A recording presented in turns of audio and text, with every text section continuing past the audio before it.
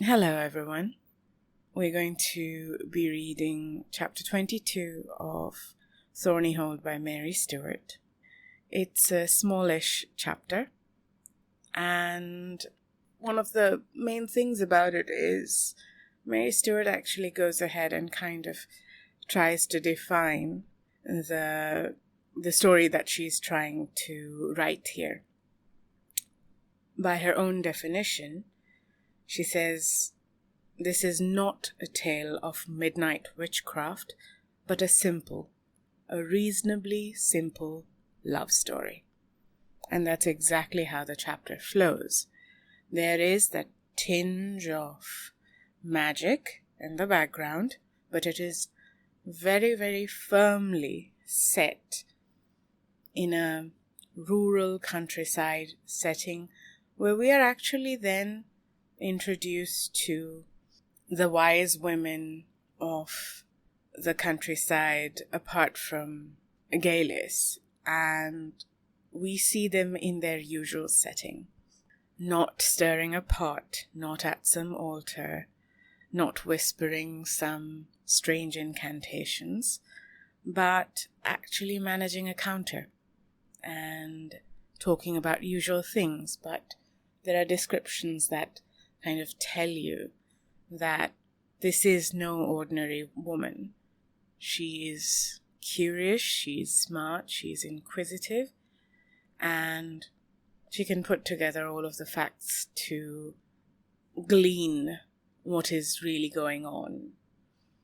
And I think that's where the essence of probably what a wise woman was in those days lies. Her description of what she looks like also matches much of the descriptions of how Gaelis has talked about how her mother or her grandmother looked. It's the same kind of penetrating stare with a lot of understanding at the back of it. So I personally quite like the way in which witches were not introduced as you would introduce them in the Scottish play, but in the most natural of surroundings. These are certainly what we would call in today's day herbalists, probably, with some canny, as probably they would say. So with that, let's go ahead and start the chapter. Thornyhold by Mary Stewart, Chapter 22. Since this is not a tale of midnight witchcraft, but a reasonably simple love story, it is fitting that the final chapters should open on the morning of a glorious day. Even the early sunshine warming the crisp air, the dew shimmering thick on the grass, and the thin cloud misting the shine of the river could not disperse the heaviness that lay on me when I awoke. And when I remembered what the day was to bring, I had to hold fast to my courage. Only the thought of Rags, the newly dead or dying dog, sustained me.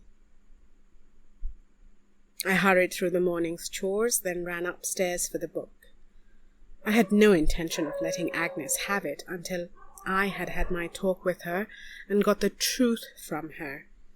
Even then I was not going to hand it over with that ghastly recipe still in it. I took the parchment page out and with no flicker of compunction set a match to it and washed the charred flakes down the still-room sink. I put the book on a shelf with the rest, locked the door, and went downstairs to prepare while my resolution held to go and see Agnes at the lodge. It is always better to meet the enemy on one's own ground, to choose a position to fight from.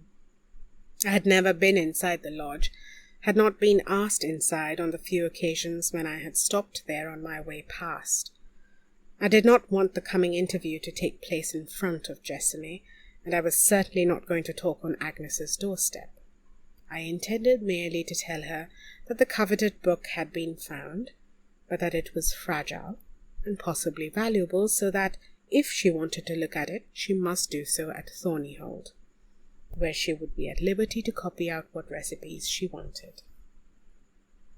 Afterwards, not to waste this beautiful day, I would go to Tidworth and see Mr. Masson, who had taken Cousin Gaelus's pigeons, and ask him about the birds that had brought the messages. See if the wild idea I had about the second message could possibly be right.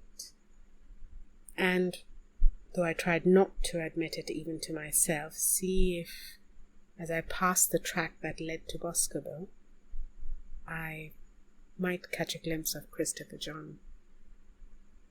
I cut myself some sandwiches, put one of my pots of bramble jelly in the bicycle basket, and set off down the drive. At the lodge I met the first check to my brave and cunning plans. Agnes was not at home, and neither apparently was Jessamy. There was no answer to my knock. But as I stooped to put the pot of jelly on the doorstep, I heard Jessamy's voice just behind me. "Why, good morning, miss." He had been not in his own house, but in its twin on the other side of the drive. He had left the door wide. Inside I caught a glimpse of a tiny room, spotlessly neat, with a red checked cloth on a small table, a fireplace glinting with brass, and an old-fashioned rocking-chair where the old lady sat, looking surely twice as old as her years, like a Victorian picture with an apron over her lap and a white shawl round her shoulders. She nodded and smiled at me and waved a hand. I smiled and waved back. Jessamy said, "Ma's not here, miss. Her's gone out." "Do you know where she's gone?" "Never said." "And you didn't see? Did she go up through the woods?" "Nay, went towards town." He pointed in the direction of St. Thorn. "And she didn't say when she'd be back?" He shook his head. "Went after breakfast. Never said." "Did he make the jelly, miss?" "Yes, it made a lovely batch. Thank you again, Jessamy. I brought a pot for you and your mother. How's the arm?" "Better. That's healed right up." "I'm glad. When your mother comes in, will you tell her that I found the book? Tell her to come up if she wants to see it." "A book?" That vague, puzzled look. "Ma to look at a book?"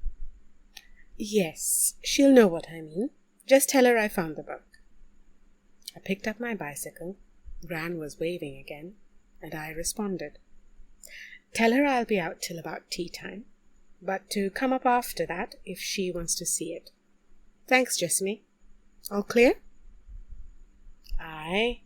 He lowered his voice. "'Tain't no use at all you coming in to talk to Gran. She be pleased to see you, that's all." "It's all right, I understand. It's nice to see her. She looks very well." Another wave, and as I wheeled my bicycle out in the sunny road, I saw the rocking chair begin its incessant swaying once more. There was no sign of Christopher John as I passed the mouth of the Boscobel track. Beyond it, the road deteriorated into a rutted lane, obviously much used by cattle, which wound between hedges for another mile or so before reaching Tidworth. And there it stopped. Tidworth was remote, a tiny hamlet with half a dozen cottages huddled round a green where white ducks were enjoying a muddy pond. A pillar box outside one of the cottages and some goods for sale in the window indicated the post office. I left my bicycle at the gate and went in. There was no one in the shop, but the smell of baking bread drifted in from the back room, and the ting of the doorbell was answered by a woman who hurried in, wiping flour off her hands onto a large checked apron. "I'm sorry to bother you when you're busy," I began. "That's all right, miss. What can I do for you?" I hesitated, looking around me, wondering what to buy. There was very little on the shelves. Rationing had hit this sort of tiny general shop hard, as people tended to take their coupons into the town, where their custom might bring the odd perk with it of unrationed goods. And in a place like Tidworth, people would have their own eggs, grow their own vegetables, make their own bread. My eye stopped at a stack of unrationed cocoa. "May I have one of those tins of cocoa, please?" She reached for the tin, but without taking her eyes off me. She was a tall, bony woman, dressed in black with a rust-coloured cardigan. She had greying hair pulled back into a bun, strong-looking jaw, and black eyes that took me in with interest, more with a sharp curiosity that surprised me till I recollected that strangers must only rarely come along this dead-end road. "Is there anything else? There'll be 1 and 4 pence, halfpenny, please. Much obliged." There was something else, actually. I'm told that there's a Mr. Masson who lives in Tidworth. I wonder if you could tell me which is his house." "Eddie Masson? Aye, he's got the end cottage. You passed it. It's the first one you come to on the road. But I doubt you'll not find him there. Him rarely there except at nights or Sundays. Works over to Farmer Yelland at Blackcock's." Why had I not thought of that myself? To get to Blackcock's, you had to go by Baskerville. I smiled at her. "Thank you very much. I could call there on the way back, but perhaps Mrs. Masson's at home?" "Not married," she said, and then with a disconcerting flicker of amusement, "Not yet." "Oh, well," I said vaguely. "Thank you so much." I turned with an odd sense of relief towards the door. Her voice stopped me. "You staying in these parts, then?" "Yes, that is, I'm not on holiday. I live here now, at Thornyhold. You must know it. I moved in September, and I'm still just finding my way about. This is the first time I've been to Tidworth. It's very pretty, but a bit out of the way, isn't it?" "They say that even the crows had to fly out backwards." She nodded, looking pleased. "There now, as if I didn't guess who you were as soon as you came into the shop. Miss Ramsay you'll be, as the widow Trapp works for. Well, miss, I'm glad to know you." She pushed up the counter flap and came through, holding out a hand. Pigeon Post, I thought. Pigeon Post was nothing to the jungle drums of Westermain. But of course everyone within miles would know of me by this time, would probably also know me by sight. They would certainly know all that I had done to the house. The widow Trapp would have seen to that. The widow Trapp. And the rival witch lived at Tidworth. The old-fashioned phrase set up an echo that made the guess a certainty.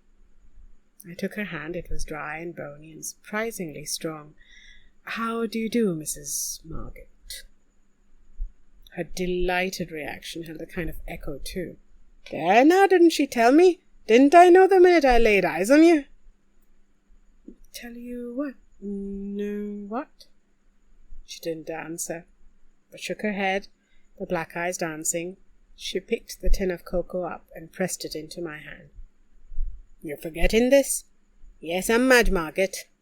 And you'll know my George, I reckon. That's my son. He's the postman. And he was telling me that old Miss Saxon's place looks a fair treat now, and the new young lady was the prettiest sight you'd see between here and Salisbury. So as soon as you come into the shop, I says to myself, 'That's her,' I says, with a look of Miss Saxon that there's no mistaking, and a right beauty too, no offence." "No, how could there be? Thank you." She folded her hands under her apron and leaned back against the counter, obviously ready for a long chat, but I thanked her again quickly with some sort of excuse about being in a hurry, and made for the door. As I opened it, I found her close behind me. A hand came over my shoulder, pointing. "That's Eddie Masson's house. Down there by the stacks. He keeps them there." "Keeps what?" "Those." And the finger pointed to where high above the big elms a flight of pigeons circled, dipped, and wheeled away in the direction of Boscobel. And that is the end of chapter 22.